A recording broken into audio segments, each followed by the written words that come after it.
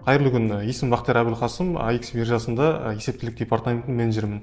Бүгін мен сіздерге AX сайтындағы маркет дейта құнды қағаздармен қалай онлайн сауда жасауға болатын, қалай бақылауға және сараптауға болатын көрсетемін.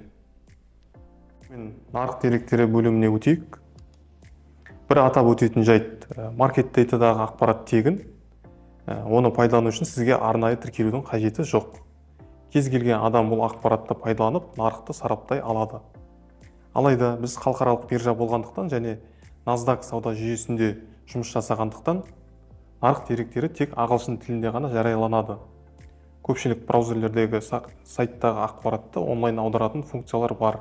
Керек болса қазақ немесе орыс тілдеріне қосып алуға болады. Алдымен көретініміз маркеттің күйі, яғни ашық екенін көруге болады. Одан кейін инструменттерді, яғни акция, облигация, етендерді сұрыптап қарауға болады. Егер символ бойынша қарайтын болсақ, онда алфавиттік реттілікте сұрыпталады.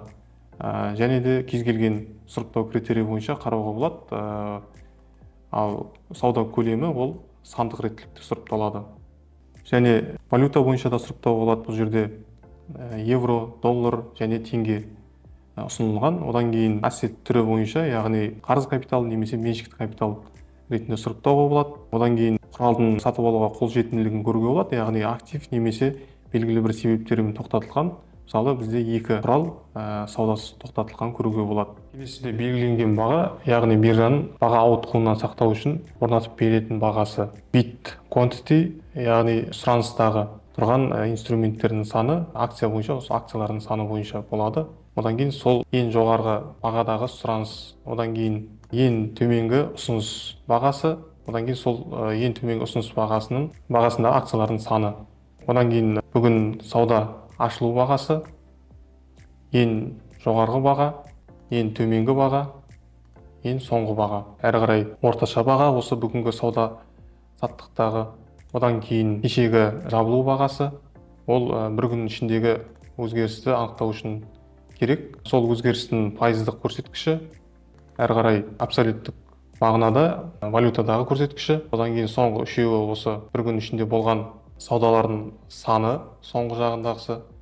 Мынау сол доллардағы немесе валютадағы көлемі, одан кейін сол саудадағы қанша акция сатып алынғандығы туралы ақпарат. Бір құнды қағазды мысалға алып ақпарат іздеп көрейік.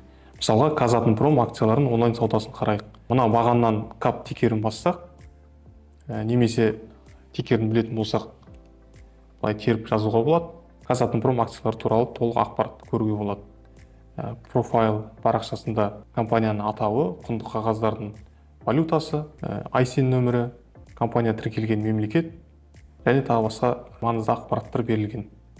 Әрі қарай трейдинг саммариға өту арқылы біз осы акцияның шығарылған күннен бергі өзгеру динамикасын графикте көруге болады. Меніңше ең ыңғайлысы жапон шамы деп айтуға болады. Ол жерде егер қызыл болатын болса, ол бір күн ішінде бағаның түскенін білдіреді, жасыл болатын болса, бағаның көтерілгенін білдіреді. Мына жерде сол жақ шиті ол ашылған бағаны білдіреді, яғни 18.411 теңгеден ашылса, сол күн ішінде баға түсіп 17.024 теңгеден жабылды. Ал жасылда керісінше 18.470 теңгеден ашылса, сол күн ішінде баға өсіп 18.661 теңгемен жабылды. Сонымен қатар мына жіп сияқты тұрғандар бір күн ішіндегі бағаның максималды ауытқып төмен ең минималды бағасы және ең максималды бағасы осыны білдіреді. Оның астында бір күн ішінде болған сауда саттықтың акциялардың саны бойынша көлемі және валютадағы, яғни мынау Казатомпром теңге болғаннан кейін теңгедегі көлемін келтіреді, көрсетеді. Бұл жерде шамамен 48 миллион теңге екенін көруге болады. Ендігі кезекте тарихи деректерді қарайық. Ол үшін Historical Data бөліміне өтеміз.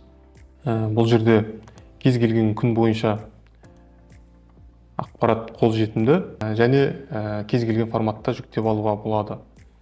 Бүгінгі күндегі ақпарат әлі жабылмағандықтан ол 17.20-да, 23 мамырдағы ақпарат 17.20-да қолжетімді болады. Ал төмен қарай түсетін болсақ, кез келген бұл жерде кезең бойынша ақпаратты, жиынтық ақпаратты алуға болады, яғни апта бойынша, ай бойынша, жыл бойынша немесе өзіңіз қалаған кез келген кезең бойынша, мысалы 1,5 айдағы мәмілелер бойынша ақпараттарды қарауға болады. Сонымен қатар кез келген форматта жүктеп алуға болады. Қысқаша сипаттамалы ақпарат осы. Бір қарағанда күрделі болып көрінуі мүмкін, бірақ бұл кестедегі ақпарат жүйелі түрде көрсетілген. Бір түсініп алсаңыз, әрі қарай жеңіл болады. Бүгінгі ақпарат пайдалы болды деп ойлаймын. Қосымша сұрақтарыңыз болатын болса, веб-сайттағы контактілер арқылы хабарлассаңыздар болады.